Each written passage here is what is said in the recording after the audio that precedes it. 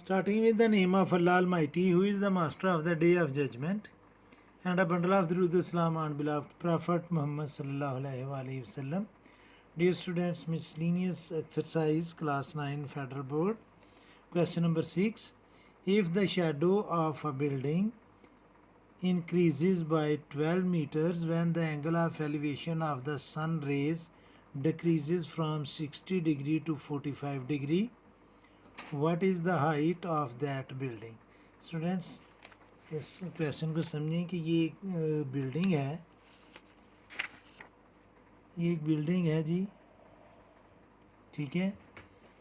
इसकी हाइट हम ले लेते हैं, ये x है, BL इसका नाम है, इसकी हाइट x है जो हमने फाइंड करनी है। इसका ज़मीन पर ये शेडो है और ये इसका जो एंगल है, एंगल ऑफ एलिवेशन, इसको ना इस पॉइंट को हम नाम दे देते हैं S का, और एंगल ऑफ एलिवेशन S से B तक जो बन रहा है, ये बन रहा है स्टूडेंट्स 60 डिग्री। आपको पता है कि सन जब ग्रूब हो रहा होता है तो शेडो बढ़ता जाता है, तो ये एंगल 60 डिग्री से 45 डिग्री तक पहुंच गया, यानी कि ये पॉइंट S से ये शेडो जो है LS से SD तक पहुंच गया, और ये जो एंगल बना अभी D से B तक का, ये बना था स्टूडेंट्स 45 डिग्री, और ये शेडो बढ़ा है उसका कितना इंक्रीज़ हुआ है 12 मीटर, यानी कि DS जो है ये 12 मीटर है। मैं फिर एक्सप्लेन तक करता हूँ कि आपने इसको समझना है कि BL एक बिल्डिंग है जिसकी हाइट हमें पता नहीं है, हमने उसको सपोज कर लिया कि वो X है। उसका जो शेडो ग्राउंड पर बन रहा था वो था LS, और यहाँ से एंगल ऑफ एलिवेशन जो है वो था 60 डिग्री। तो सन जब सेट हो रहा था, ग्रूब हो रहा था, तो इस बिल्डिंग का शेडो जो है वो बढ़ता जा रहा था, और इसका शेडो 12 मीटर बढ़ा जब, तो एंगल ऑफ एलिवेशन जो है वो उस वक़्त 45 डिग्री बन गया। और हमने फाइंड करना है कि इस बिल्डिंग की हाइट कितनी है। ये राइट एंगल है। अब आपको इस फिगर में 2 राइट एंगल ट्राइंगल्स नज़र आ रही हैं। एक राइट एंगल ट्राइंगल है BLS जिसका परपेंडिकुलर है X, और बेस जो है LS वो हम फाइंड करेंगे इन टर्म ऑफ X, और फिर हम ट्राइंगल डिस्कस करेंगे BLD जिसका बेस बनेगा TL, DS है 12, और SL हम इन term of X already find कर चुके होंगे। तो मैं इसको लिखूँगा इन ट्राइंगल BLS हम tan थीटा अप्लाई करेंगे इसमें। तो tan थीटा आपको पता है कि ये इक्वल होता है students perpendicular over base. Perpendicular है X, आपके सामने मैंने इस डायग्राम में बताया है कि बिल्डिंग को हमने X रखा और ये परपेंडिकुलर बन रहा है क्योंकि थीटा हमारा 6, ये S पर हमने एंगल लिया है, तो इसकी अपोजिट साइड परपेंडिकुलर और इसकी एडजेसेंट साइड जो है वो बेस होगी, और बेस हम फाइंड करेंगे इन टर्म ऑफ X। तो थीटा हमारे पास है 60 डिग्री, तो मैं इधर लिखूँगा students tan 60 degree is equal to perpendicular है X, और बेस है हमारा SL जो हमने फाइंड करना है। तो tan 60 की जो वैल्यू है वो होती है स्टूडेंट्स √3। अगर आप कैलकुलेटर से tan 60 की वैल्यू लेंगे तो वो आपको देगा 1.732। तो इसको हम लिख लेते हैं स्टूडेंट्स 1.732। SL राइट साइड पर डिवाइड कर रहा है, लेफ़्ट साइड पर आकर ये करेगा मल्टीप्लाई, और बाकी बचेगा यहाँ पर X। 1.732 SL से मल्टीप्लाई कर रहा है, राइट साइड पर जाकर ये करेगा डिवाइड, तो SL की वैल्यू आ जाएगी, X का कॉफिशिएंट है 1, तो हम इसको लिख लेंगे 1/1.732X।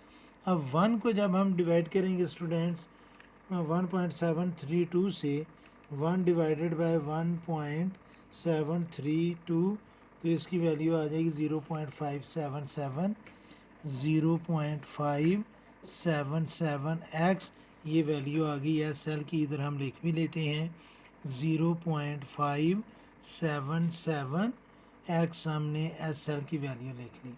अब स्टूडेंट्स हम डिस्कस करेंगे ट्राइंगल BSD, जिसमें परपेंडिकुलर जो है वो x है और जो बेस है हमारा DL वो स्टूडेंट्स 12 प्लस 0.577 x आ रहा है। तो हम tan 45 डिग्री अप्लाई करेंगे, उसकी वैल्यू 1 है। चलिए मैं करके बताता हूँ आपको। तो अभी हम इसमें लिखेंगे जी कि in triangle BLD tan theta हमने अप्लाई करना है, तो tan 45 डिग्री ये इक्वल होगा स्टूडेंट्स x ओवर बेस इसका बन रहा है 12 प्लस 0.577 x। tan 45 की वैल्यू होती है स्टूडेंट्स 1, तो इधर हम tan 45 की जगह लिखेंगे 1। 12 प्लस 0.577 x राइट साइड पर डिवाइड कर रहा है, लेफ़्ट साइड पर आकर ये 1 से करेगा मल्टीप्लाई, तो ये आ जाएगा 12 plus 0.577 x is equal to x।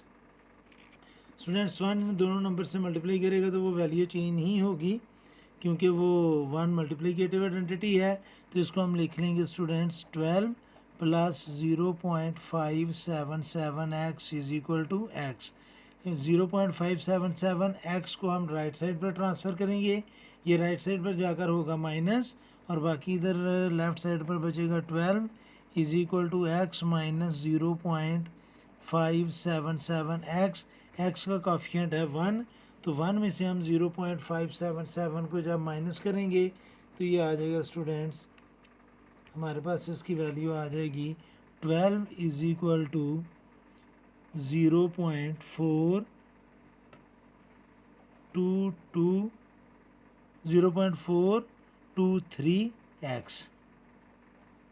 अब स्टूडेंट्स 0.423 x से मल्टीप्लाई कर रहा है, लेफ़्ट साइड पर आकर ये करेगा डिवाइड, तो हम इसको लिखेंगे 12 divided by 0.423 is equal to x, और x की वैल्यू आ जाएगी 12 डिवाइडेड बाय